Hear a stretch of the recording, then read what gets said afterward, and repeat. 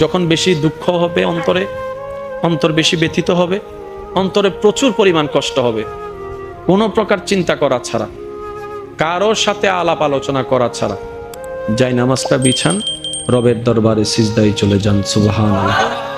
চোখটা বন্ধ করেন, চোখের পানি ছাড়তে থাকেন, মন হালকা হতে থাকবে, সিজদায় রবকে বলতে থাকেন, যা বলার বলতে থাকেন, যেভাবে বলার বলতে থাকেন।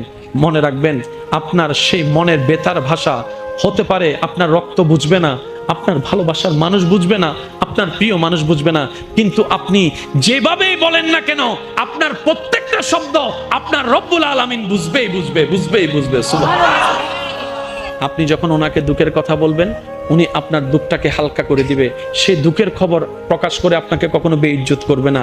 আর আপনি যখন সুখের খবর পেয়ে রবের দরবারে সিজদায় চলে যাবেন, তখন আল্লাহ তাআলা খুশি হয়ে আপনার সুখটাকে আরো বাড়ায় দিবে। লা ইন শাকারতুম লা আযীদান্নাকুম আয়াতের উপর আমল হয়ে যাবে। আপনি শুকরিয়া করতে থাকবেন, সুখটাকে বাড়তে থাকবেন, সুখের কথা বলতে থাকবেন, রব্বুল আলামিন দেখে দেখে আপনার সুখও বাড়ায় দিবে, শান্তিও বাড়ায় দিবে। বলেন না সুবহানাল্লাহ।